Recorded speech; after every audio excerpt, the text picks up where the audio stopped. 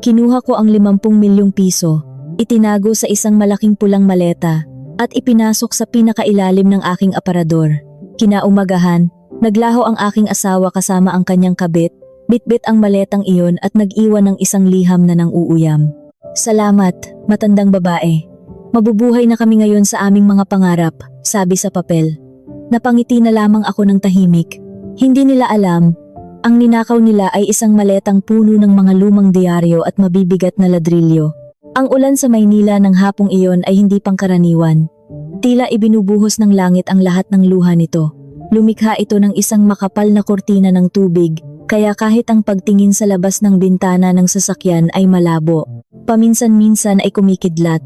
Pinapaliwanag ang madilim na kalangitan ng nakakabulag na puting liwanag na sinusundan ng nakakabinging kulog na yumanig sa salamin ng aming sasakyan. Nakaupo ako sa likurang upuan, nararamdaman ang lamig na bumabalot sa aking balat na sinasalungat ng isang kakaibang init na gumagapang sa aking dibdib. Ang init mula sa isang planong sa wakas ay tumatakbo na. Ginangmaya, palakas ng palakas ang ulan. Sa mismong tapat na lamang ng pinto tayo bababa para ako na ang magbuhat ng inyong maleta. Mukhang napakabigat po niyan. Basag ni Mang Danilo sa katahimikan. Siya ang aking tapat na tsuper na higit isang dekada na ring naninilbihan sa akin. Sumulyap siya sa salamin sa gitna. Bakas sa kanyang mga mata ang tunay na pag-aalala. Tipid akong ngumiti. Hinaplos ang ibabaw ng malaking pulang maleta na gawa sa matigas at makintab na material sa aking tabi. Ang maletang ito ay napakalaki, uri na karaniwang ginagamit ng mga taong mangingibang bansa, hindi para sa simpleng bakasyon. Opo, Mang Danilo, talagang mabigat. Nandito po kasi ang aking kinabukasan, sagot ko sa tonong ginawa kong tila pagod ngunit puno ng pag-asa. Tumango lamang ang matanda, kahit alam kong nagtataka siya. Alam niyang isa akong negosyante ng mga katutubong kasuotan. Alam niyang madalas akong magdala ng mga paninda, ngunit ang maletang ito ay iba. Iba ang pakiramdam na hatid nito. Lumiko ang sasakyan at pumasok sa tarangkahan ng aming bahay sa Dasmariñas Village. Isang marangyang bahay na ipinundar ko gamit ang aking sariling pawis at luha sa loob ng 20 taon. Bahay na dapat sana ay isang ligtas na kanlungan. Ngunit nitong mga nakaraang araw, pakiramdam ko ay isa itong malamig na gintong hawla. Pagkahinto ng sasakyan sa ilalim ng bubungan, nagmamadaling lumabas si Mang Danilo, bitbit ang isang malaking payong. Pinigilan ko ang aking hininga bago buksan ang pinto. Magsisimula na ang palabas. Maya, bulong ko sa aking sarili. Kailangan kong magmukhang pagod. Kailangan kong magmukhang kaawa-awa. Ngunit kailangan ko ring ipakita ang tuwa ng isang taong hawak na ang susi sa kanyang mga pangarap. Lumabas ako ng sasakyan. Hinayaang tumama ang kaunting ambon sa aking mukha. Mabilis na binuksan ni Mang Danilo ang likuran ng sasakyan. Doon ko inilipat ang pulang maleta kanina, upang mas maging kapani-paniwala ang eksena ng ibaba ito. Napangiwi siya ng bahagya habang binubuhat ito. Naku po, Ginang. Ano po ba ang laman nito, mga gintong bariles? Napakabigat po, wika niya. Tumawa ako ng mahina. Isang tawa na pinag-aralan ko pa sa harap ng salamin sa banyo kaninang umaga. Higit pa dyan ang halaga niyan, Mang Danilo. Pumasok kami sa loob ng bahay. Ang kapaligiran sa loob ay lubhang kakaiba kumpara sa nagngangalit na bagyo sa labas. Tahimik, tuyo, at amoy mamahaling pampabango na lavender. Sa gitna ng sala, sa isang malambot at mamahaling upuan, nakaupo ang aking asawa, si Anton. Tulad ng dati, ang mundo niya ay kasing laki lamang ng umiilaw na salamin sa kanyang mga kamay. Ni hindi man lang siya lumingon nang pumasok ako, bitbit ang mga hakbang na sinadya kong pabigatin dahil sa pagod. Si Anton, ang lalaking dati ay matipuno noong siya ay tagapamahala pa sa isang malaking kumpanya, ngayon ay mukhang kaawa-awa sa kanyang kupas na sando at maikling salawal. Ang 2 taong pagiging walang trabaho ay hindi nagturo sa kanya ng pagpapakumbaba. Bagkus, lalo pang tumaas ang kanyang pagmamalaki, kasing taas ng kanyang paninindigan na hindi siya tatanggap ng trabahong mas mababa sa kanyang dating posisyon. Anton, nandito na ako, sabi ko. Medyo paos ang boses ko. Umungol lamang siya ng mahina nang hindi inaalis ang paningin sa pinapanood niya. Sumenyas ako kay Mang Danilo na ilapag ang malaking pulang maleta sa mismong gitna ng aming sala. Sa ibabaw ng makapal na alpombra sa pagitan namin ni Anton, ang tunog ng mga gulong ng maleta na kumaskas sa makinis na sahig bago umakyat sa alpombra ay nakuha rin sa wakas ang pansin ni Anton. Lumingon siya ng may katamaran, tumataas ang isang kilay. Anong maleta iyan? Aalis ka ba at hindi ka man lang nagpapaalam? Depensibo ang kanyang tono. Isang palatandaan ng taong walang tiwala sa sarili. Huminga ako ng malalim. Umupo sa isang upuan sa tapat niya at hinayaan ang aking katawan na bumagsak na tila nawalan ng buto. Tinitigan ko siya ng diretso sa mata. Pagkatapos ay lumipat ang aking tingin sa pulang maleta na ngayon ay sentro ng atensyon sa silid. Anton, panimula ko. Nanginginig ang boses ko dahil sa emosyon. Natatandaan mo ba yung lumang bahay sa New Manila na madalas nating madaanan? Yung lagi kong sinasabi na pangarap kong bahay para pagtanda natin? Napakunot noo si Anton, sinusubukang alalahanin sa gitna ng mga walang kwentang bagay na nasa isip niya. Yung puting bahay na matataas ang bakod? Bakit? Inilapit ko ang aking katawan. Kuminang ang aking mga mata. Isang pag-arte na para sa akin ay karapat-dapat ng parangal. Kaninang tanghali, tumawag sa akin ang ahente. Kailangan daw ng may-ari ng agarang pera dahil lilipat na sila sa Europa sa susunod na linggo. Ibebenta niya ang bahay ng napakamura, sobrang mura. Tapos, hindi pa rin lubusang interesado si Anton, muling sumusulyap sa kanyang telepono. Wala naman tayong ganyang kalaking pera ngayon. Ang mga puhunan mo sa bangko ay hindi pa naman maaaring makuha, hindi ba? Ito na ang sandali. Itinuro ko ang pulang maleta gamit ang nanginginig na kamay. Nakuha ko na ang pera, Anton. Lahat ng pamanang salapi mula sa aking mga magulang na matagal ko nang itinatago. Hindi ko kailanman ginamit para sa aking negosyo dahil ipinangako ko na para iyon sa ating kinabukasan. Nakita ko ang pagbabago sa mukha ni Anton. Ang salitang pamana at salapi ay mga mahiwagang salita para sa kanya. Ibinaba niya ang kanyang telepono. Umayos siya ng upo. Magkano? Tanong niya. Biglang naging malinaw ang kanyang boses. 50 milyon, bulong ko. Ngunit sa tahimik na silid na iyon, ang boses ko ay tila isang pagsabog. Nandyan ang pera sa loob ng maleta. Hinihingi ng may-ari na bayaran ito ng buo bukas ng alas 9 ng umaga sa harap ng notaryo. Kaya napababaan niya ng husto ang presyo. Tahimik. Tanging ang tunog ng lumang orasan sa pader at ang malayong kulog ang maririnig. Nanlaki ang mga mata ni Anton. Tinitigan niya ang pulang maleta hindi na bilang isang ordinaryong bagay, kundi bilang isang kaban ng yaman na kapapangyari lamang. 50 milyong piso. Isang halaga na marahil ay hindi niya kailanman naisip na makikita sa pisikal na anyo. Ang pagbabago sa kanyang kilos ay nangyari sa loob ng ilang segundo. Nakakatawa at nakakadiri itong panoorin. Ang kanyang malamig at walang pakialam na mukha ay naglaho ng walang bakas, pinalitan ng isang peking maskara ng pag-aalala. Mabilis siyang tumayo at lumapit sa akin. Diyos ko, Maya, mahal ko. Lumuhod siya sa harap ko, hinawakan ang aking mga kamay, at marahang hinilot ang mga ito. Ang kanyang hawak ay pakiramdam ko ay dayuhan, malamig, at puno ng pagkukunwari. 50 milyon? Dala mo nang mag-isa? Napakadelikado, mahal. Bakit hindi mo ako isinama? Paano kung may masamang loob? Pinigilan ko ang pagnanasang bawiin ang aking mga kamay. Natakot din ako, Anton. Pero nasabik din ako. Minsan lang mangyari ito sa buong buhay natin. Pinabilis ko nga ang pagmamaneho ni Mang Danilo kanina. Lumipat na ngayon ng upo si Anton sa tabi ko. Inakbayan ako. Ang isa niyang kamay ay patuloy na humihilot sa aking batok sa isang kilos na nagpapanggap na malambing. Siguradong pagod na pagod ka. Buong araw kang kinakabahan sa pagdadala ng ganyang kalaking pera. Ang galing talaga ng asawa ko. Ang kanyang mga mata ay hindi nakatingin sa akin, kundi patuloy na nagnanakaw ng sulyap sa pulang maleta sa aming harapan. Tila ba natatakot siyang bigla itong tumayo at tumakbo kung hindi babantayan. Oo, Anton. Pagod na pagod ako. Parang bibigay na ang mga balikat ko. Reklamo ko na tila nagpapalambing. Umupo ka lang muna rito. Magpahinga ka. Ipagtitimpla kita ng mainit na tsaa, yung paborito mo. May kaunting asukal na buo, hindi ba? Tanong niya, sa tonong napakatamis, kasing tamis ng lason. Tumango ako ng mahina. Sige, pakisuyo naman, Anton. Sobrang sakit ng ulo ko. Nagmamadaling pumunta si Anton sa kusina. Narinig ko ang kanyang mga hakbang na magaan, hindi na mabigat at tamad tulad kanina. Humuhuni pa siya ng mahina. Ang perang nasa maleta ay tila nagbigay sa kanya ng panibagong lakas. Lakas na nagmumula sa umaapaw na kasakiman. Tahimik akong nakaupo at tinitigan ang pulang maleta. Sa loob nito, maayos na nakasalansan ang mga tumpok ng lumang diaryo na binili ko sa taga-Kalakal.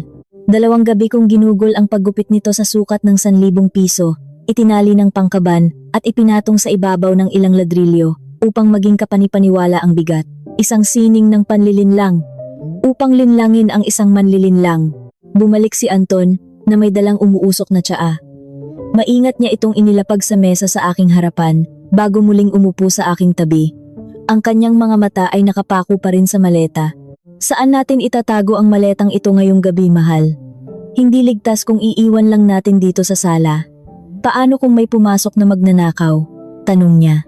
Ang kanyang pagkabalisa ay masyadong labis. Sumimsim ako ng kaunting tsaa. Mainit, ngunit hindi kayang tunawin ang aking pusong matagal nang nanigas para sa kanya. Gusto kong ilagay sa aparador natin sa itaas, Anton. Sa pinakailalim, tatakpan natin ng makapal na kumot. Ako lang ang hahawak ng susi. Bukas ng maaga, aalis na tayo papuntang New Manila. Magandang isip, magandang isip. Mabilis na tumango si Anton. Ligtas sa aparador na iyon. Matibay ang susi. Gusto mo bang tulungan na kitang buhatin paakyat ngayon? Umiling ako ng marahan. Mamaya na lang, Anton. Pagkatapos kumain ng hapunan, gusto ko munang magpahinga rito sandali. Parang nanghihina ang mga binti ko. Siyempre. Magpahinga ka lang.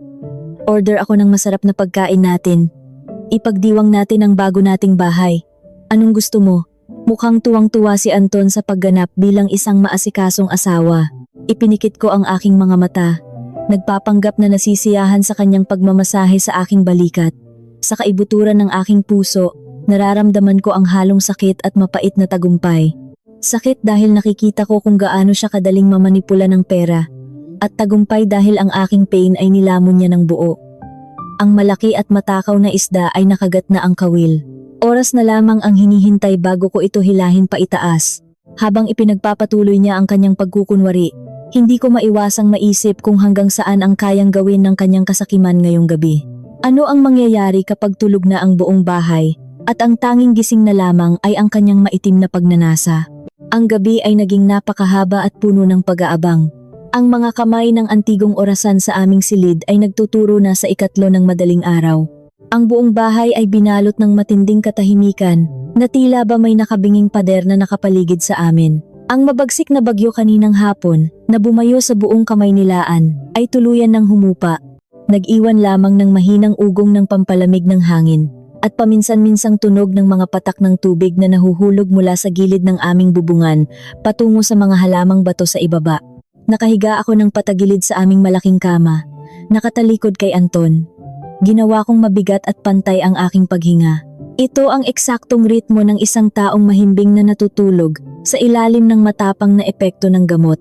Kagabi, pagkatapos ng aming hapunan na sadyang walang lasa para sa aking dila, nagreklamo ako ng matinding sakit ng ulo at pagkahilo dahil sa pagod sa pagdadala ng malaking halaga ng salapi. Si Anton, taglay ang kanyang nakakadiring pagkukunwari at peking pag-aalala, ay agad na nag-alok ng gamot pampatulog na ayon sa kanya ay ibinigay ng kanyang doktor para sa kanyang hindi pagkatulog. Tinanggap ko iyon, ininom sa kanyang harapan upang makita niya.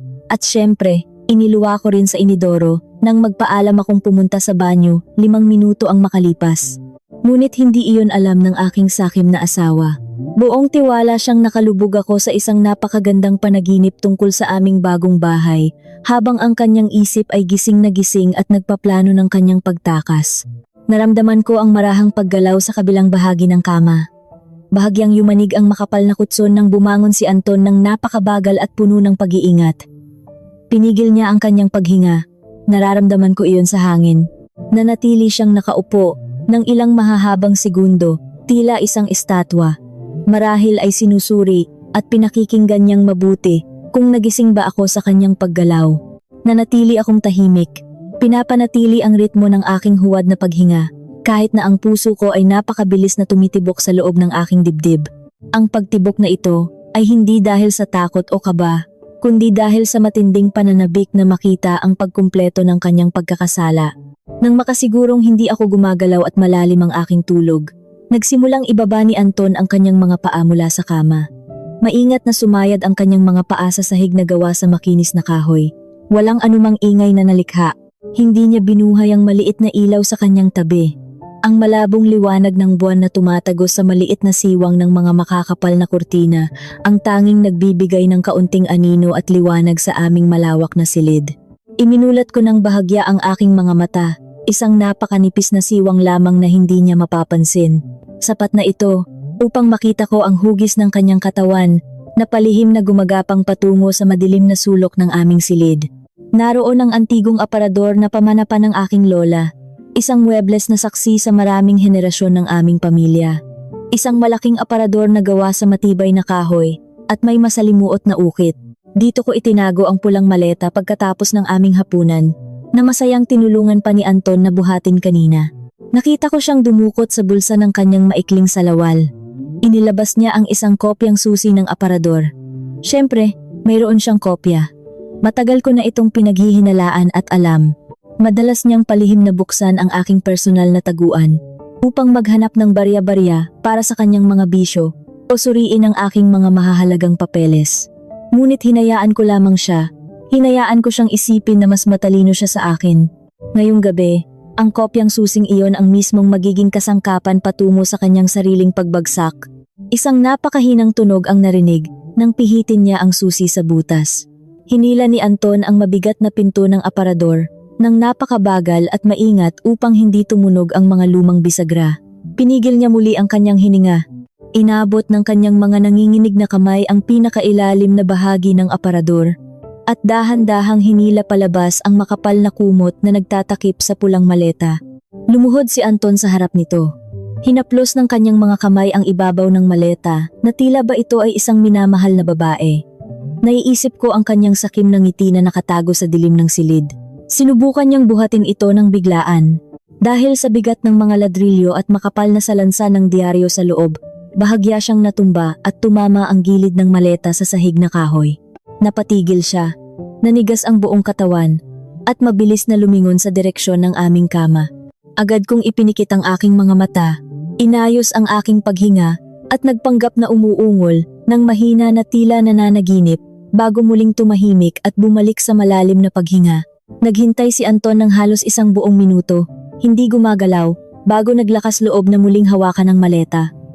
Sa pagkakataong ito, mas handa na siya sa bigat nito. Binuhat niya ang maleta gamit ang kanyang buong lakas at dalawang kamay. Niyakap ito ng mahigpit sa kanyang dibdib, na tila ito ay isang bagong silang na sanggol na kailangan niyang protektahan. Isang sanggol na inakala niyang magbibigay sa kanya ng 50 milyong piso. Lumakad siyang paatras patungo sa pinto ng silid. Hindi niya inaalis ang kanyang matalim na paningin sa akin. Ang bawat hakbang niya ay maingat na kinakalkula. Tinitiyak na walang kahit anong kahoy ang lalagutok sa kanyang pag-apak. Nagawa niyang marating ang pinto, binuksan ito ng napakaliit, at pagkatapos ay lumabas ng nakayuko. Sumara ang pinto ng halos walang tunog. Paglabas niya, iminulat ko ang aking mga mata ng lubusan. Ang peking antok at pagod ay biglang naglaho. Pinalitan ng matinding pagiging mapagmatyag at katinuan. Umupo ako sa gilid ng kama at nakinig ng mabuti. Narinig ko ang kanyang mabibigat, ngunit pigil na mga hakbang pababa ng hagdan. Hindi niya binuhay ang mga ilaw sa pasilyo o maging sa sala. Kumikilos siya sa dilim ng bahay na inakala niyang kontrolado niya. Walang kamalay-malay na siya ay gumagalaw sa loob ng isang entabladong ako ang nagdisenyo. Tumayo ako at lumakad ng walang tunog patungo sa malaking bintana sa aming silid na nakaharap sa malawak na bakuran. Hinawi ko ng napakabaha-bahagya ang kurtina, sapat na upang makasungaw ang isa kong mata sa labas. Sa labas ng mataas na bakod ng aming bahay, sa basang kalsada na naiilawan lamang ng lumang poste ng ilaw, isang itim na sasakyan ang naghihintay. Nakabuhay ang makina nito. Makikita sa manipis na usok na patuloy na lumalabas sa likuran nito. Hindi ito isang pangkaraniwang taxi, kundi isang inarkilang sasakyan. Sa upuan ng pasahero sa harap, nakita ko ang hugis ng isang babae. May maliit na pulang ilaw na namamatay at sumisindi malapit sa kanyang mukha. Naninigarilyo siya. Ibinubuga ang usok sa siwang ng bintanang bahagyang nakababa. Si Cynthia, ang dating tindera ng sasakyan na halos kalahati ng edad ni Anton. Ang babaeng ayon sa mga lihim na mensahe ni Anton ay mas nakakaintindi sa kanya kaysa sa akin na palaging abala sa paghahanap buhay upang buhayin kaming dalawa. Mukha siyang walang pasensya Tinatapik-tapik ang kanyang mga daliri sa loob ng sasakyan habang naghihintay. Bumukas ng dahan-dahan ang pangunahing pinto ng aming bahay. Lumabas si Anton, yakap pa rin ang pulang maleta habang hirap na hirap at halos kuba na sa paglalakad. Halos tumakbo siya sa basang damuhan, patungo sa maliit na tarangkahan na sadyang hindi ko kinandado kaninang gabi.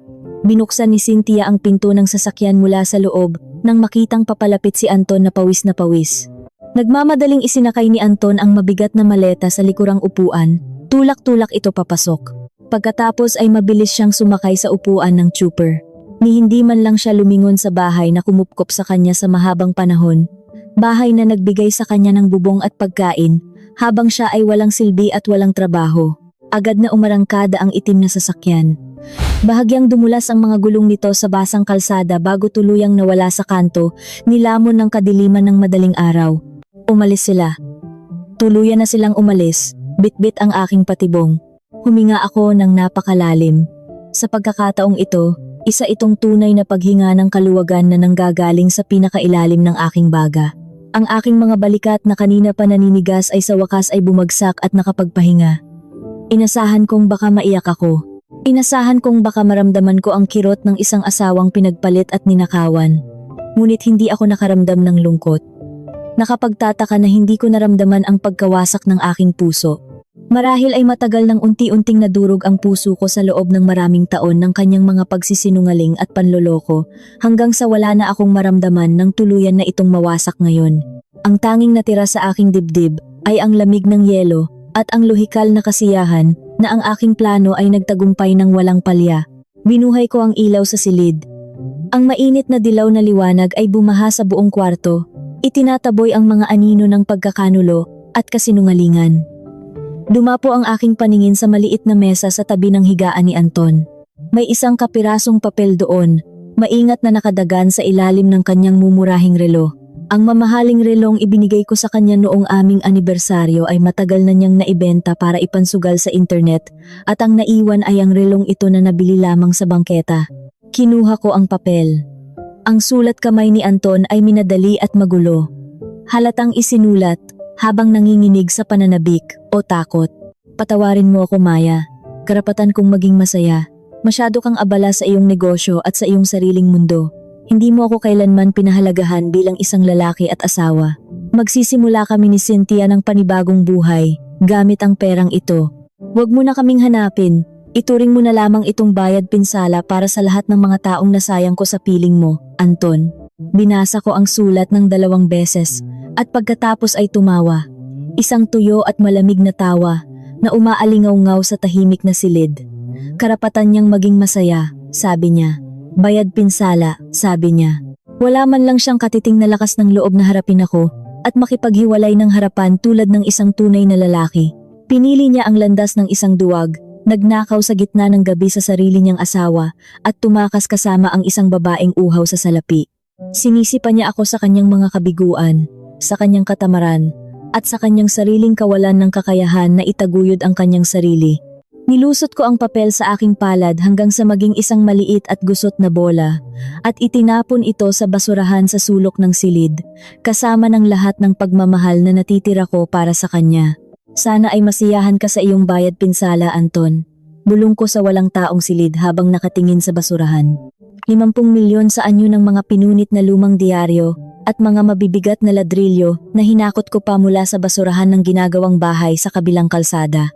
Sana ay sapat na iyon upang bumili ng kaligayahan at pagmamahal ninyo ni Cynthia saan man kayong lupalop magtago. Naglakad ako palabas ng silid patungo sa kusina. Ang aking mga hakbang ay magaan at puno ng bagong pag-asa. Kailangan ko ng tunay na mainit na tsaa ngayon, hindi ang peking tsaa na tinimpla niya kani-kanina lamang. Mahaba pa ang gabi, at kailangan kong ihanda ang aking isip para sa mga susunod na hakbang. Hinihintay na ng aking abogado ang aking tawag bukas ng umaga, upang simulan ang tuluyang pagputol sa lahat ng legal na ugnayan namin ng lalaking iyon. Nagsisimula pa lamang ang laro, at kakahigop lamang nila sa aking lason ng buong buo. Habang pinapanood ko ang pagkulo ng mainit na tubig sa takure, hindi ko maiwasang ngumiti at tanungin ang aking sarili. Ano kaya ang magiging reaksyon ng kanyang kabit? Kapag nalaman nitong ang lalaking ipinagpalit niya sa lahat ay isa lamang palang walang kwentang pulubi na may bitbit na basurahan. Ang unang umaga nang wala ang anino ni Anton sa aking pamamahay ay nagdala ng kakaibang ginhawa na matagal ko nang hindi nararanasan. Ang sikat ng araw na tumatagos sa siwang ng mga bintana ay tila naghuhugas sa mga dungis ng kahapon. Narinig ko ang malayo ngunit pamilyar na sigaw ng magtataho sa labas ng aming bakuran sa Dasmariñas Village. Sa halip na gumising na may bigat sa dibdib upang isipin kung anong kasinungalingan na naman ang sasalubong sa akin, bumangon ako nang may manipis na ngiti sa aking mga labi. Nagtimpla ako ng mainit na salabat, umupo sa labas ng aming hardin at pinakinggan ang huni ng mga ibon. Wala nang lalaking hihingi ng kape na dapat ay timplang-timpla ayon sa kanyang panlasa. Wala nang magrereklamo na mainit ang ulo dahil natalo na naman sa sugal. Ang bahay na ito ay naging akin muli. Malinis, tahimik, at malaya. Ngunit habang ninanamnam ko ang aking mapayapang umaga, libu-libong kilometro ang layo mula sa aking tahimik na hardin, kasalukuyang nagaganap ang isang trahedyang sila mismo ang sumulat. Batay sa mga ulat ng aking magaling na abogado na sumusubaybay sa kanila, at sa aking malalim na pagkakakilala sa ugali ng aking asawa, parang nanonood ako ng isang pelikula sa aking isipan, kung saan ang pangunahing tauhan ay unti-unting nilalamon ng kanyang sariling kasakiman. Lumapag ang eroplano ni na Anton at Cynthia sa napakalinis at kumikinang na paliparan ng bansang Singapore. Sa isip ni Anton, isa siyang hari na nagbabalik upang angkinin ang kanyang trono. Yakap-yakap niya ang pulang maleta na nagpapabigat sa kanyang mga hakbang. Ngunit para sa kanya, bawat butil ng pawis na tumutulo sa kanyang noo ay may katumbas na ginto. Ayaw niyang ipabuhat ito sa mga kawani ng paliparan dahil sa matinding pagdududa at takot na manakaw ang kanyang inaakalang kayamanan. Si Cynthia naman ay naglalakad sa kanyang tabi. Nakasuot siya ng malaking itim na salamin at damit na inakala niyang kaaya-aya, ngunit nagmumukha lamang siyang murang paninda mula sa palengke ng Divisoria. Nakakapit siya sa braso ni Anton, naglalambing habang palihim na sinusuri ang mga mamahaling tindahan sa paligid nila. "Napakabigat naman yan, mahal."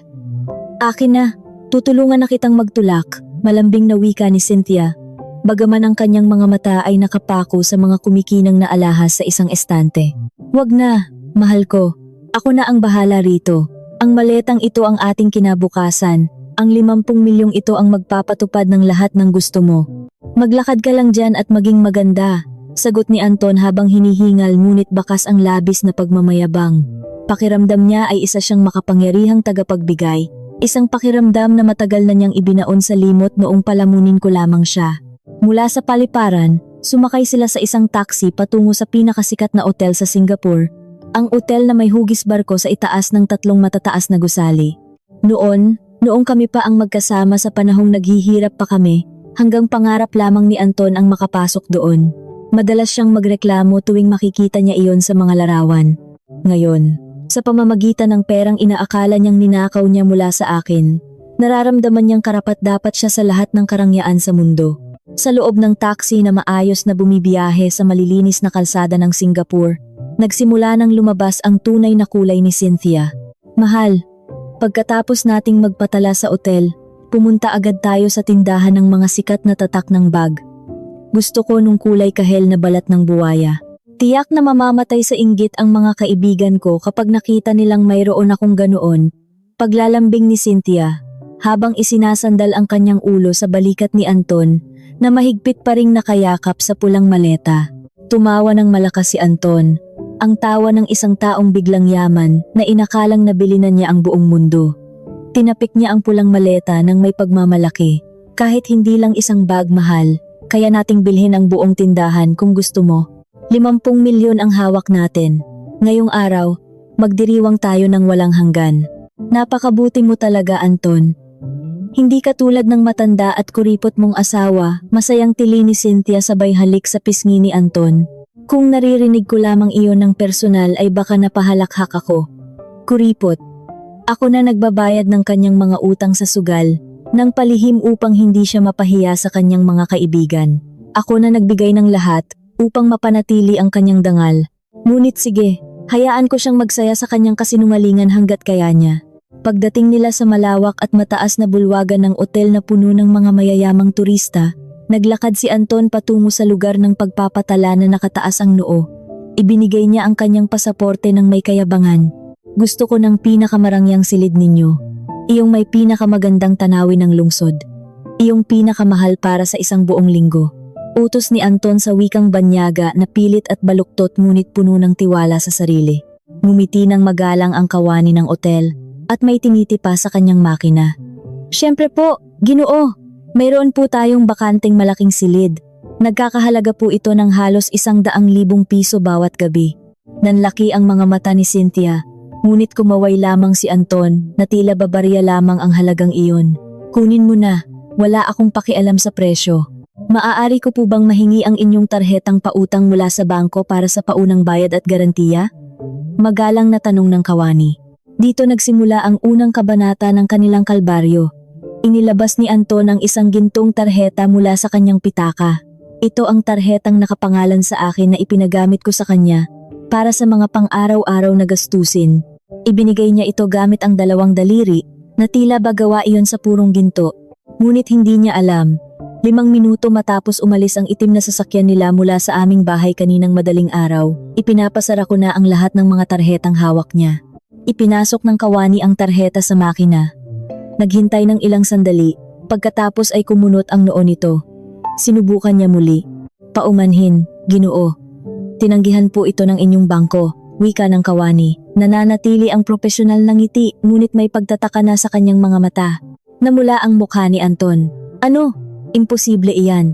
Milyon-milyon ang limitasyon niyan. Subukan mo ulit, baka sira lang ang makina mo. 2 beses ko na pong sinubukan, Ginoo. Tinanggihan po talaga ng bangko.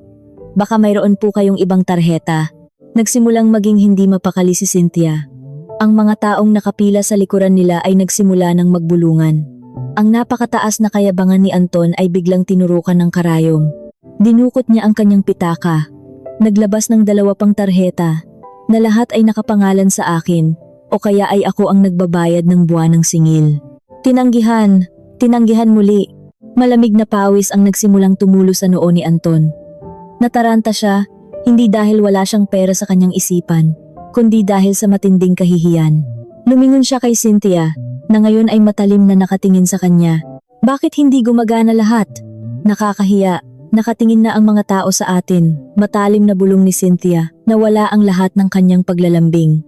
Huminga ng malalim si Anton at hinarap ang kawani, pinipilit na magmukhang matapang kahit nanginginig na ang kanyang mga tuhod. Baka may problema lang ang sistema ng mga bangko sa Pilipinas ngayon. Ganito na lang, magbabayad ako ng salapi mismo. Marami akong dalang salapi. Tumaas ang kilay ng kawani. Tumatanggap po kami ng salapi, Ginoo, ngunit kailangan pa rin po ng garantiya. Babayaran ko ng buo ngayon din. Pwede bang pumasok muna kami sa silid? Nandito sa loob ng maletang ito ang pera. Napakabigat kung bubuksan ko pa rito sa maraming tao. Pagdadahilan ni Anton. Ang totoo, ayaw niyang buksan ang maleta sa harap ng publiko dahil baka manakaw ang 50 milyong piso niya. Matapos ang maikling pagtatalo at dahil na rin sa pilit nilang pagmumukhang mayaman, pumayag ang tagapamahala ng otel na papuntahin sila sa silid kasama ang 2 bantay na maghihintay sa labas ng pinto hanggang sa maibigay nila ang buong bayad. Pumasok sila sa napakalawak na silid na may malaking salamin na nagpapakita ng magandang tanawin ng lungsod. Ang alpombra ay napakalambot, ang hangin ay malamig at mabango. Ngunit ang tensyon sa pagitan nilang dalawa ay nakakasakal, na tila ba naging isang maliit na kulungan ang malawak na silid na iyon. Nababaliw ka na ba? Ipinahiya mo ako sa ibaba, akbulalas ni Cynthia, pagkasara ng pinto. Ibinagsak niya ang kanyang bag sa upuan. Sabi mo mayaman ka, bakit hindi gumagana ang mga tarheta mo? Baka niloloko mo lang ako sa mga kayamanan mo? Si Anton, na labis nang nakakaramdam ng takot at hiya, ay sumigaw pabalik. Isang bagay na hindi niya kailanman ginawa sa babaeng ito noon. Tumahimik ka, Cynthia. Hindi mo naiintindihan ang mga sistema sa bangko. Tiyak na pakana ito ng asawa kong si Maya. Ipinasara niya ang lahat dahil nalaman niyang umalis ako. Napakasamang babae talaga. Kinaladkad ni Anton ang mabigat na pulang maleta at inihagis sa ibabaw ng malaki at puting-puting kama. Humihingal siya. Kailangan niyang patunayan kay Cynthia at sa kanyang sarili na siya pa rin ang may kontrol ng lahat. Kailangan niyang maglabas ng mga bugkos ng pera, sampalin ng pera ang mga nagdududang mukha ng mga kawani sa ibaba at busugin ang kasakiman ni Cynthia. Tingnan mo ito, nanginginig na wika ni Anton, itinuturo ang maleta. Maaari niyang ipasara ang mga tarheta ko, ngunit hindi niya makukuha ang 50 milyong pisong salapi na nasa kamay na natin ngayon. Tayo pa rin ang panalo, Cynthia. Panalong-panalo tayo. Lumapit si Cynthia. Muling kuminang ang kanyang mga mata nang makita ang maleta. Ang pagdududa sa kanyang mukha ay unti-unting napalitan ng pagnanasa. Sige na, buksan mo na agad. Kumuha ka ng marami. Gutom na ako. Gusto kong magpahatid ng pinakamahal na pagkain dito sa silid. Dinukot ni Anton sa kanyang bulsa ang maliit na susi ng kandado na nakakabit sa zipper ng maleta. Sa sobrang panginginig ng kanyang mga kamay, nahulog pa ang susi sa sahig. Napakabagal mo naman, reklamo ni Cynthia. Maghintay ka, sigaw ni Anton. Pinulot niya ang susi, ipinasok sa butas ng kandado at pinihit ito. Tumunog ang kandado at bumukas. Mabilis ang tibok ng puso ni Anton. Kasabay marahil ng pagtibok ng puso ko sa Maynila, ngunit ang sa akin ay puno ng pananabik, habang ang sa kanya ay papalapit sa kanyang katapusan. Hinila niya ang zipper ng maleta. Ang tunog ng pagbukas nito ay tila napakalakas sa tahimik na silid. Maghanda ka ng maging milyonarya, mahal, bulong ni Anton na may nakakatakot ng ngiti sa labi. Hiniwa niya ng pabigla ang takip ng maleta upang mabuksan ito ng lubusan. At doon, tila tumigil ang pag-ikot ng mundo. Sa loob ng maleta, walang mga bugkos ng pera na may mukha ng mga bayani na kanilang inaasam. Walang amoy ng bagong salapi. Ang bumulaga sa kanila ay mga salansan ng papel na nagsisimula ng manilaw. Mga ginupit-gupit na pahina ng lumang diaryo ng Abante na may mga balita tungkol sa mga nakawan sa kanto at mga lumang pahina ng Inquirer. Ang mga papel na ito ay maingat na ginupit kasing laki ng 1,000 piso, pinagpatong-patong at tinali ng goma upang magmukhang totoong pera. Sa pinakailalim ng mga diaryo, upang magbigay ng kapani-paniwalang bigat, nakahilera ang ilang piraso ng magagaspang at mabibigat na bloke ng semento na karaniwang ginagamit sa paggawa ng pader ng mga mumurahing bahay, hindi sa mga bahay sa New Manila. Nanlaki ang mga mata ni Anton, hanggang sa halos lumabas ito sa kanyang mukha. Nakaawang ang kanyang bibig, ngunit walang lumalabas na tinig. Ang kanyang utak ay tila tumigil sa paggana. Pilit na tinatanggihan ang katotohanang nakalatag ngayon sa kanyang harapan. Ano? Ano ito? Basag ni Cynthia sa nakakabinging katahimikan. Ang kanyang boses ay matinis at puno ng pagkataranta. Dinampot niya ang isang bugkos, pinunit ang goma nito. Nagliparan sa puting kama ang mga piraso ng diaryo na nagbabalita ng tungkol sa pag-aaklas ng mga tsuper ng diip. Diaryo, sumigaw si Cynthia. Halos mapatid ang litid sa leeg. Mga lumang diaryo, nababaliw ka na ba? Nasaan ang pera? Sabi mo 50 milyon. Bumagsak si Anton sa gilid ng kama. Nawalan ng lakas ang kanyang mga tuhod na tila naging malambot na gulaman. Namutla ang kanyang mukha, kasing puti ng sapin ng kama ng otel. Hindi maaari. Kagabi, napakabigat nito. Sabi ni Maya pera daw ang laman. Nauutal niyang bulong habang gumuho ang buong mundo niya sa loob lamang ng ilang segundo. Ngunit may isang bagay na pumukaw sa kanyang nanlalabong paningin. Sa ibabaw ng mga basurang diaryo at bloke ng semento, may isang bagay na maayos at formal. Isang makapal at kayumangging sobre na may selyo ng isang kilalang tanggapan ng abogasya sa Makati. Sa harap nito, nakasulat gamit ang makapal na itim na panulat. Para sa aking pinakamamahal na asawa, Anton. Nanginginig ang mga kamay na tila inatake ng sakit. Inabot ni Anton ang sobre. Ano iyan? Nandyan ba ang pera? Desperadong tanong ni Cynthia. Umaasa pa rin na baka tseke o titulo ng lupa ang nasa loob. Pinunit ni Anton ang sobre ng padabog. Naglaglagan ang mga nakatuping papel sa ibabaw ng mga bloke ng semento. Hindi ito pera. Hindi ito tseke. Ang unang pahina ay ang opisyal na papeles para sa pagpapawalang bisa ng aming kasal, kumpleto sa aking pirma. Ang ikalawang pahina ay ang katibayan mula sa bangko na ang 50 milyong piso ay inilipat na sa isang nakatagong pondo na tanging ako lamang ang may kapangyarihang kumuha, 2 araw bago ko inuwi ang pulang maleta. At ang ikatlong pahina, ang pinakamasakit sa lahat para kay Anton, ay ang mahabang listahan, ang kabuuang listahan ng kanyang mga utang sa sabong sa internet at sa mga pautang sa cellphone na umaabot ng daan-daang libong piso. Sa ilalim ng listahang iyon ay may sulat kamay ako na ginamitan ng pulang tinta Sa loob ng maraming taon, ako ang lihim na nagbabayad ng lahat ng ito upang hindi ka makulong at manatili kang matapang sa paningin ng iba. Ngunit simula ngayong araw, ang lahat ng utang na ito ay ibinabalik ko na sa iyo. Maligayang pagdating sa totoong buhay, Anton. Baka sakaling magamit mo ang mga bloke ng semento bilang pundasyon ng bagong buhay ninyo ni Cynthia. Walang anuman.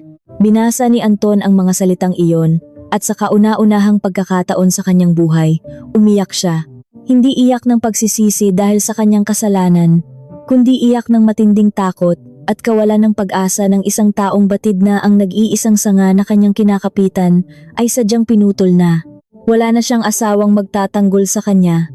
Hubad siya ngayon sa gitna ng unos na siya mismo ang lumikha. Manloloko ka! Matinis na tili ni Cynthia. Dinampot niya ang mga papel at walang awang inihampas sa pag-iyak na mukha ni Anton. Sabi mo mayaman ka. Sabi mo bubuhayin mo ako sa luho. Isa ka lang palang walang kwentang tambay na puro utang at itinapon ng sariling asawa. Kasabay ng pag-alingaw-ngaw ng galit na boses ni Cynthia, narinig nila ang malalakas na katok mula sa pintuan. Ginoo, paumanhin po, ngunit ano na po ang mangyayari sa inyong bayad? Naghihintay po ang aming tagapamahala sa inyo, wika ng mabagsik na tinig ng bantay ng otel mula sa labas. Tumingin si Anton sa pinto, pagkatapos ay sa pulang maletang puno ng basura, at panghuli, tumingin siya sa mga nanlilisik na mata ng babaeng pinagpalitan niya sa akin. Haharapin ba niya ang mga bantay nang walang kahit isang kusing? O may gagawin pang higit na masama ang babaeng nasa kanyang harapan upang tuluyan siyang ilubog sa putik? Ang tunog ng susi sa elektronikong pinto ay tila isang matalim na kampana na naghudyat ng katapusan ni Anton. Bumukas ng maluwang ang pinto ng marangyang silid. Dalawang matipunong bantay na nakasuot ng plansadong itim na uniforme ang pumasok ng may mabilis na hakbang, kasunod ang tagapamahala ng otel na ang mukha ay tila inukit sa yelo dahil sa kawalan ng emosyon. Sa kanilang likuran, dalawang pulis ng Singapore na nagpapatrolya sa ibaba ang inakyat upang tumulong. Biglang lumiit ang napakalawak na silid. Napaatras si Anton hanggang sa sumandal ang kanyang likod sa malamig na salamin ng bintana. Sa kanyang likuran, ang nagkikislapang mga ilaw ng lungsod ng Singapore ay tila tahimik na nangungutya sa kanyang matinding kahirapan at kahihiyan. Magandang hapon, wika ng tagapamahala sa wikang Banyaga na matigas at walang bahid ng paggalang. Tiningnan ng kanyang mapanuring mga mata ang kalat sa silid, ang bukas na maleta, ang mga nagkalat na lumang diaryo, ang mga bloke ng semento na nagdumi sa puting sapin ng kama, at ang mukha ni Anton na tila isang bangkay na nakalimutang ibaon. Mukhang mayroon tayong malaking problema sa inyong pambayad at sa nilalaman ng inyong mga bagahe. Nauutal na sumagot si Anton. Bulto-bultong malamig na pawis ang patuloy na umaagos sa kanyang pisngi. Ang asawa ko, nilinlang niya ako. Sinubukan niyang magpaliwanag. Ngunit ang kanyang pangangatwiran ay nauwi lamang sa pautal-utal na mga salita na walang saysay. Humakbang pasulong ang isa sa mga pulis. Hindi siya interesado sa mga drama ng mag-asawa. Ang nakikita lamang niya ay isang malinaw na pagtatangkang manloko ng isang malaking negosyo. Pasaporte ninyo, maikling utos nito. Gamit ang mga kamay na nanginginig ng husto na tila hinihika, dinukot ni Anton sa kanyang bulsa ang kanyang pasaporte at iniabot ito. Tinanggap ito ng pulis at itinapat sa isang maliit na makina na kanyang dala.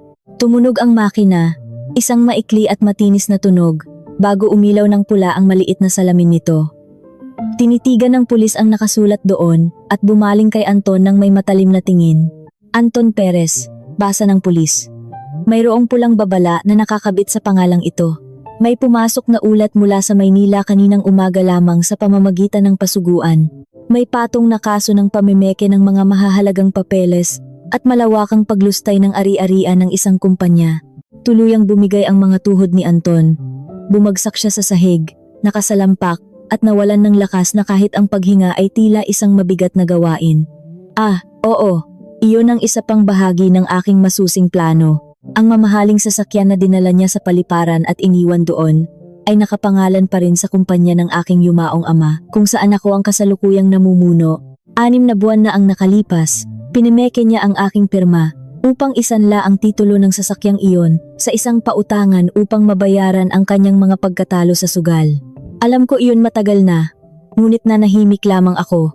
Kaninang umaga, Formal nang isinampa ng aking abogado ang kasong iyon sa mga awtoridad bilang hakbang upang pigilan ang pag-alis niya sa bansa. Sadyang mabilis at konektado na ang sistema ng pandarayuhan ngayon. Hindi totoo iyan. Sasakyan iyon ng asawa ko. Pagtatanggol ni Anton sa sarili, ngunit ang boses niya ay kasing hina ng isang bulong. Maaari kang magpaliwanag sa istasyon ng pulisya. Malamig na sagot ng pulis sabay labas ng posas mula sa kanyang baywang. Sa mismong sandaling iyon nakita ni Cynthia ang pagkakataon upang iligtas ang kanyang sarili. Mabilis siyang nagsuot ng mukhang inosente.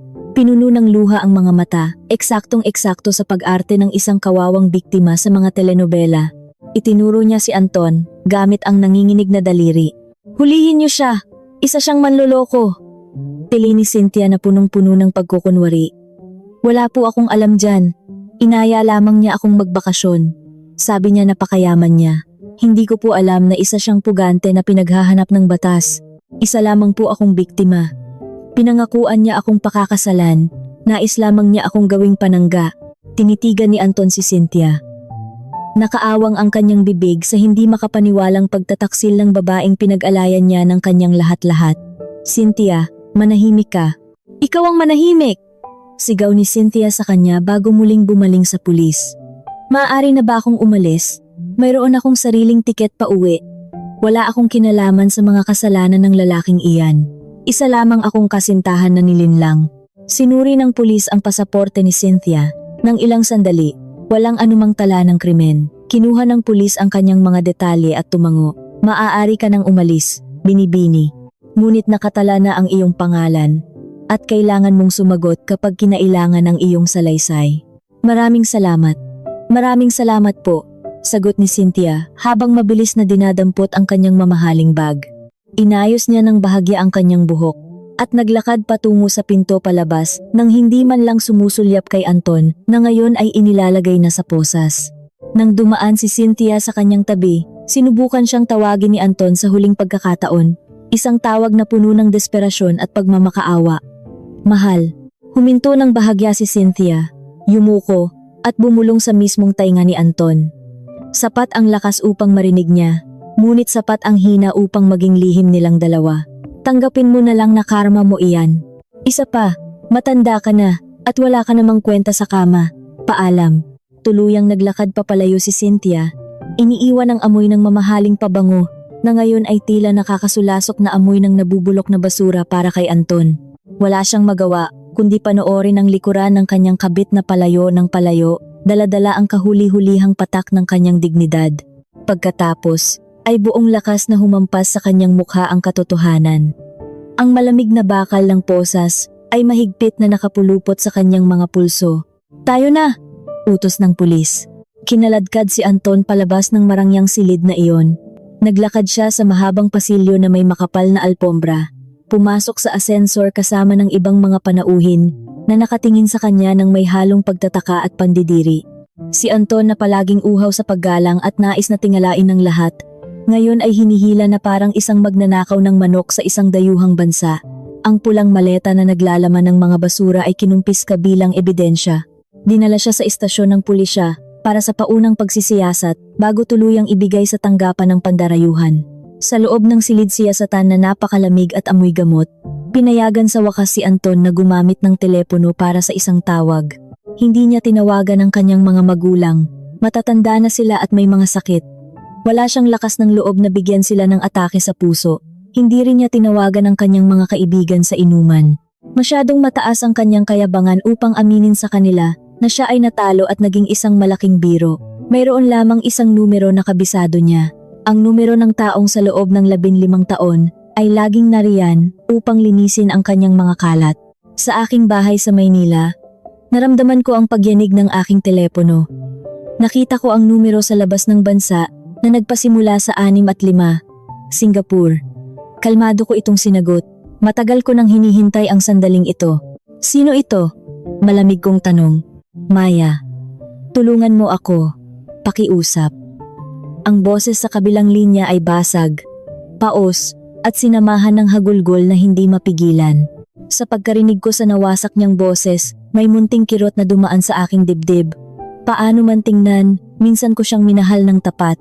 Ngunit agad na nagbalik sa aking isipan ang mga mensahe niya sa telepono kung paano niya planong takasan ako at hayaan akong mamatay ng nag-iisa at tuyot. Ang kirot ay mabilis na naglaho at pinalitan ng isang malamig na kapayapaan. Aba, Anton! Ikaw pala! Sagot ko, pinapanatili ang pantay na tono ng aking boses. Akala ko ba ay abala ka sa pamimili ng mga mamahaling bag kasama ni Cynthia? Bakit ka napatawag sa matanda mong asawa? Huwag na nating pag-usapan iyon ngayon. Iniwan na niya ako, Maya. Napakasama niya. Pera ko lang pala ang habol niya. Naisip ko na ngayon, ikaw lang talaga ang nagmamahal sa akin ng totoo. Maya, parang awa mo na.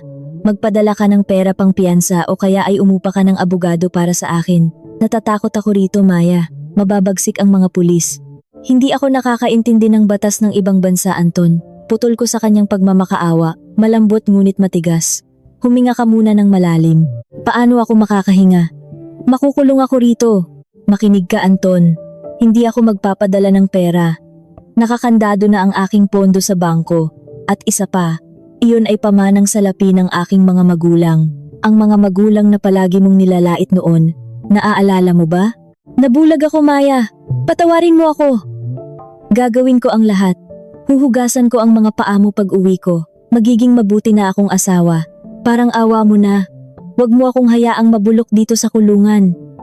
Ang kanyang pag-iyak ay lalong lumakas. Isang napakakaawang tanawin. Isang lalaking nasa 45 anyos ngunit umiiyak na parang isang batang inagawan ng candy. Anton, nabasa ko ang lahat ng mga lihim na usapan ninyo. Alam ko ang maitim mong plano mula pa noong simula, kaya itigil mo na ang iyong pag-arte. Hindi ako kukuha ng abogado.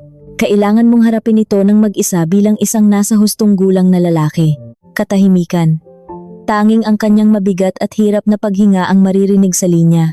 Kaya hahayaan mo na lang akong mamatay dito? Bulong niya. Nagbabadya ang galit mula sa takot. Hindi ka mamamatay dyan, Anton. Malamang ay itatapon ka lang nila pabalik dito sa ating bansa. Hindi ka nila ikukulong ng matagal dyan dahil wala ka namang pambayad ng multa at ayaw gumastos ng otel para sa kaso mo. Papauwiin ka rin nila. Pero wala akong pera pambili ng tiket pa uwi. Walang laman ng pitaka ko. Patay na lahat ng mga tarheta ko. Mayroon akong kaunting habag na natitira sa aking puso, Anton. Hawak mo pa rin ba ang pulang maleta o maaari mo ba itong makiusap na buksan saglit sa mga pulis? Oo, nandito sa harap ng lamesa nila bilang ebidensya. Bakit? Biglang nabuhayan ng pag-asa ang kanyang tinig. Makiusap ka na kumuha ng personal na gamit. Buksan mo ang pinakailalim na salansan ng mga diaryo doon sa gawing kaliwa. Sa pagitan ng mga basag na bloke ng semento, may nakatagong pera roon. Magkano? Tanong niya ng mabilis. Sapat ba para makabili ako ng mamahaling upuan sa eroplano pa uwi? Ayokong makakita ng ibang Pilipino sa biyahe.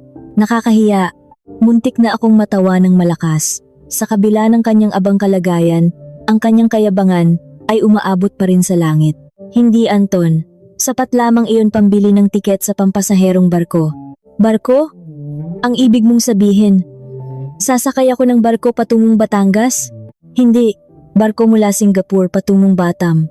Pinakamurang upuan. Sa loob ng sobrang iyon, may sapat na barya upang makasakay ka ng bus mula sa Daungan hanggang sa Maynila. Isang napakahabang biyahe na tatagal marahil ng 3 araw at 2 gabi. Kung papalarin ka, kasama mo ang mga pawisang pasahero at mga maingay na makina. Ano? Sumigaw si Anton. Rinig ko ang pagkagulat at galit ng mga pulis sa likuran niya. Nababaliw ka na ba, Maya? Papasakayin mo ako sa barko at bus kasama ng mga karaniwang tao? Gusto mo ba akong pahirapan? Iyan ang pinili mo, Anton. Ang biyaheng ito o ang manatili ka sa selda ng Singapore nang walang katiyakan kung kailan ka makakalabas. Isipin mo na lang na ibinabalik mo ang iyong sarili sa hirap, tulad ng iyong ama na nagsimula sa wala. Demonyo ka! Napakasama mong asawa. Salamat sa papuri. Siya nga pala, mag-ingat ka sa biyahe. Tipirin mo ang mga barya sa sobre at huwag mong ipambili ng bisyo. Baka wala kang makain sa daan. Paalam, Anton. Maya, huwag mong ibaba. Maya, pinutol ko ang linya. Ang kanyang mga sigaw ay tuluyang nawala, napalitan ng tahimik at mapayapang paligid ng aking bahay. Ibinaba ko ang telepono sa lamesa at pinagmasdan ang pagdilim ng salamin nito. Inisip ko noon na baka sisihin ko ang aking sarili kapag nagawa ko na ang pagganti na ito. Ngunit ang tanging nararamdaman ko ngayon ay isang napakalaking bato na tinanggal mula sa aking mga balikat. Paano kaya haharapin ni Anton ang 3 araw na impyernong inihanda ko para sa kanyang pag-uwi? At ano ang tunay na naghihintay sa kanya pagtuntong niya muli sa lupaing tinalikuran niya? Ang unang umaga, matapos ang malaking paglilinis sa aking buhay, ay tila isang napakagandang panaginip na naging totoo. Ang sikat ng araw na pumapasok sa malalaking bintana ng aming bahay ay mas maliwanag at ang hanging dumadampi sa aking balat ay masariwa. Sa loob ng 15 taon, palagi akong gumigising na may mabigat na dalahin sa dibdib. Palaging may kaba kung anong problema na naman ang sasalubong sa akin, kung sinong pinagkakautangan ang tatawag, o kung anong kasinungalingan na naman ang lalabas sa bibig ng lalaking natutulog sa aking tabi. Ngunit ngayon, ang kabilang bahagi ng kama ay malinis, walang lukot, at higit sa lahat, walang anino ni Anton. Gumayak ako upang pumasok sa aking patahian ng mga katutubong kasuotan. Suot ko ang isang mapulang bestida na sumisimbolo sa aking bagong simula. Pagdating ko sa aking tindahan, sinalubong agad ako ng mga mananahi at mga tauhan. Napansin nila ang malaking pagbabago sa aking aura. Ayon sa kanila, tila bumata ako ng 10 taon at nawala ang palaging nakakunot kong noo. Ngumiti lamang ako sa kanila at sinabing ang pagtatapon ng basura sa tamang lugar ay nakakapagpagaan talaga ng pakiramdam. Buong araw akong nagtrabaho ng may labis na sigla. Napakaraming bagong disenyo ang pumasok sa aking isipan, mga disenyong nagpapakita ng katapangan at kalayaan ng isang babae. Samantala, habang ninanamnam ko ang tamis ng aking kalayaan sa Maynila, sinisimulan na ni Anton ang pinakamahaba at pinakamalagim na paglalakbay sa kanyang buong buhay.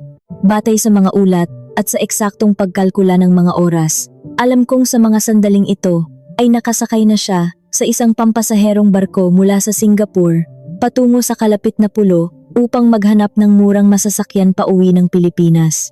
Maaari kong isipin ang kanyang hitsura. Ang kanyang mamahaling polo na binili ko para sa kanya ay tiyak na lukot-lukot na, basang-basa ng pawis, at amoy maasim dahil sa ilang araw na hindi pagpapalit.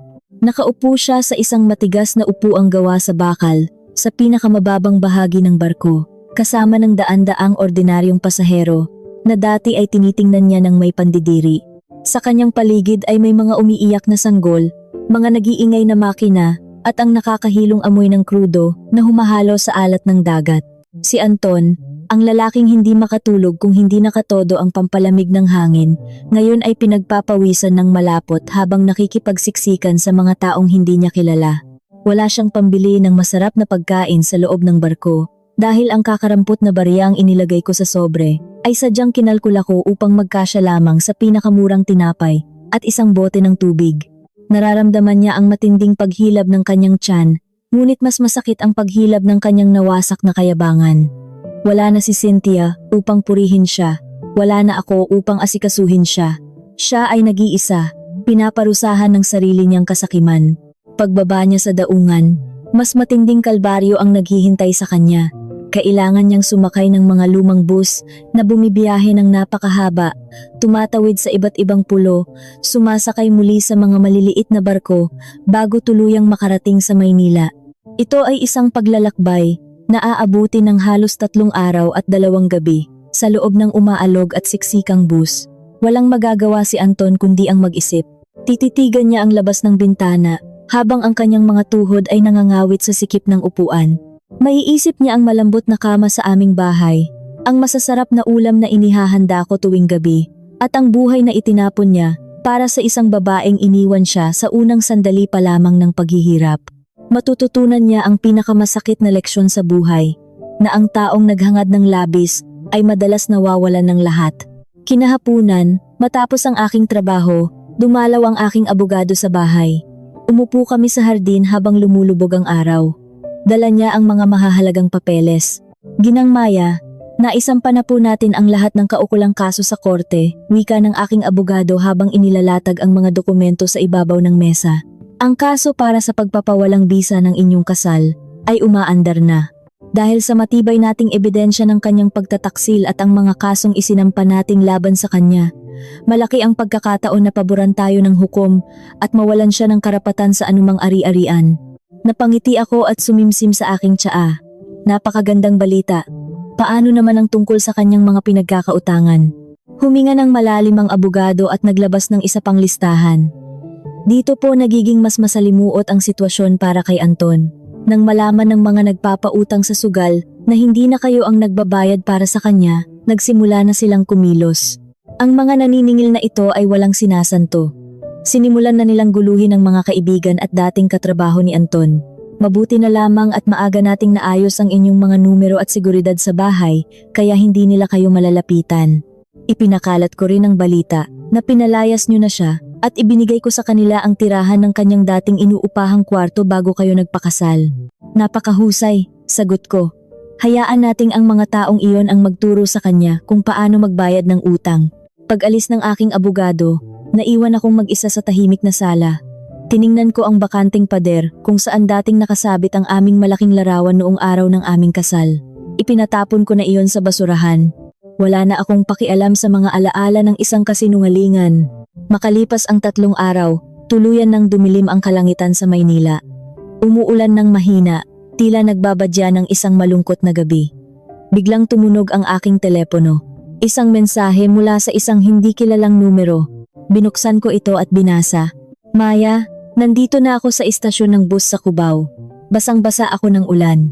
Wala na akong makain. 3 araw na akong walang matinong tulog. Parang awa mo na, Maya. Kahit 50 piso lang, ipadala mo sa numerong ito, pambili ko lang ng mainit na pansit. Nagmamakaawa ako. Patawarin mo na ako. Tinitigan ko ang mensahe ng matagal. 50 piso. Ang lalaking dati ay nagwawaldas ng libu-libong piso sa isang gabi para lamang magyabang sa kanyang mga kaibigan at bumili ng mamahaling alak. Ngayon ay nagmamakaawa para sa halagang 50 piso. Ang lalaking nangakong bibilhin ng lahat ng mamahaling bag para sa kanyang kabit. Ngayon ay walang pambili ng isang mangkok na pansit. Hinawakan ko ang telepono. Nakahanda ang aking mga daliri na magtipa ng sagot. Ngunit naisip ko, paano kaya haharapin ng lalaking ito ang katotohanang hindi na ako ang malambot na unan na palagi niyang binabagsakan? Ano kaya ang mangyayari sa kanya kapag nalaman niyang pati ang huling pintuan na inaasahan niya ay tuluyan ko ng isinara, habang ang mga mababagsik na taong pinagkakautangan niya ay nakaabang na sa labas upang singilin ang kanyang buhay? Tinitigan ko ang kumikinang na salamin ng aking telepono habang patuloy na bumabagsak ang malakas na ulan sa labas ng aking bintana. 50 piso. Isang halagang barya lamang para sa marami. Ngunit ngayon ay ang tanging naghihiwalay kay Anton sa matinding gutom at lamig ng gabi. Naramdaman ko ang panginginig ng aking hinlalaki sa ibabaw ng pangalan niya sa screen. May isang napakaliit na tinig sa aking isipan na nagsasabing magpadala ako ng tulong kahit katiting lamang bilang awa sa isang taong minsan kong tinawag na asawa. Ngunit kasabay ng pag-ihip ng malamig na hangin mula sa bintana, nagbalik sa aking alaala ang mapang-uyam na tawa ni Cynthia sa loob ng sasakyan. Nag-echo sa aking pandinig ang mga salitang matandang babae at tuyot. Naalala ko ang 2 taon na pagbabanat ko ng buto. Nagtitiis sa puyat at pagod habang siya ay nagpapakasarap sa mga sugalan gamit ang perang pinaghirapan ko. Ang munting awa na nag-usbong sa aking dibdib ay mabilis na natuyo at naging abo. Hindi na ito tungkol sa pagganti. Ito ay tungkol sa pagpapasara ng isang pinto na matagal nang sira upang hindi na makapasok pa ang mga mapanirang hangin ng nakaraan. Pinindot ko ang burahin. Pagkatapos ay tuluyan kong hinarangan ang kanyang numero. Pinakinggan ko ang mahinang pag-click ng aking telepono nang isara ko ang salamin nito. Kasabay ng tunog na iyon ay ang tuluyang pagkawala ng mabigat na kadena na pumupulupot sa aking puso sa loob ng 15 taon. Sa kabilang banda ng lungsod, sa gitna ng walang awang pagbuhos ng ulan sa isang maingay at magulong sakayan sa Cubao, nakatayo si Anton. Basang-basa ang kanyang manipis at maruming damit. Ang kanyang sapatos ay puno ng putik at ang kanyang tiyan ay walang tigil sa pagkalam. Pilit niyang pinindot ang kanyang telepono, naghihintay ng himala mula sa asawang palagi niyang niloloko. Ngunit walang dumating. Walang mensahe, walang tawag, walang 50 piso. Ang tangi niyang natanggap ay ang malamig na katotohanan na siya ay tuluyan ng itinakwil ng tanging taong nagtiyaga sa kanya. Dahil wala nang ibang matakbuhan at walang mukhang maiharap sa kanyang mga magulang na matatanda na, naglakad si Anton sa ilalim ng ulan. Nagtungo siya sa isang makipot at madilim na eskinita sa Sampaloc, sa isang lumang inuupahang kwarto kung saan siya dating nakatira bago ko siya nakilala at inahon sa hirap. Inakala niya na ang lugar na iyon ay magiging isang ligtas na taguan. Isang lugar kung saan maaari siyang magpahinga at mag-isip ng susunod na hakbang upang makatakas sa mga kasong isinampa ko. Ngunit hindi niya alam na ang lahat ng ito ay bahagi pa rin ng aking napakadetalyadong plano. Nang makarating siya sa tapat ng kinakalawang na tarangkahan ng lumang paupahan, huminto siya. Nakita niya ang 3 maiitim na anino na nakatayo sa silong ng isang sirang bubong. Mga lalaking may malalaking katawan at mababagsik na mukha. Ang mga lalaking ito ay hindi pulis. Sila ang mga taong inutangan niya para sa kanyang mga bisyo. Mga taong walang sinasanto at hindi naniniwala sa pagpapatawad o palugit. Dahil sa impormasyong ipinadala ng aking abogado, alam nila kung saan eksaktong pupunta ang puganteng may malaking utang na hindi na mababayaran ng kanyang asawa. Bumilis ang tibok ng puso ni Anton. Nais niyang tumakbo, ngunit ang kanyang mga binti ay manhid na sa pagod at panginginig. Pinalibutan siya ng mga anino at ang huling narinig sa madilim na eskinitang iyon ay ang kalampag ng bakal at ang kanyang sariling sigaw na nilamon ng malakas na ulan. Ang kanyang buhay, na dati ay puno ng pagpapanggap at karangyaan, ay nagtapos sa putik ng sarili niyang mga kasinungalingan. Kinaumagahan, nagising ako na tila may bagong hininga. Maliwanag ang sikat ng araw at wala nang natirang bakas ng bagyo kagabi. Lumabas ako sa aking hardin, bitbit ang isang matalim na gunting na pamputol ng mga halaman. Naglakad ako patungo sa puno ng mangga na itinanim ni Anton maraming taon na ang nakalipas. Isang puno na hindi kailanman namunga dahil itinanim lamang niya para may maipagmalaki sa kanyang mga kaibigan, ngunit hindi niya kailanman inalagaan o diniligan.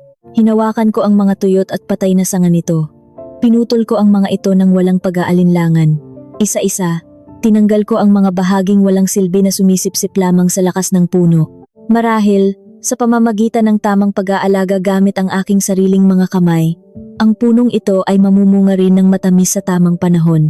Tulad ng aking sariling buhay na ngayon, ay malaya na sa mga parasitikong sumisira sa aking pagkatao. Pumasok ako sa aking patahian nang may taas noong pagmamalaki. Ipinakilala ko sa aking mga tauhan ang pinakabago naming serye ng mga disenyo na tatawagin kong Urduha. Mga kasuotang sumisimbolo sa tapang, katatagan, at pagbangon ng isang babaeng nag-iisa ngunit hindi kailanman naging mahina.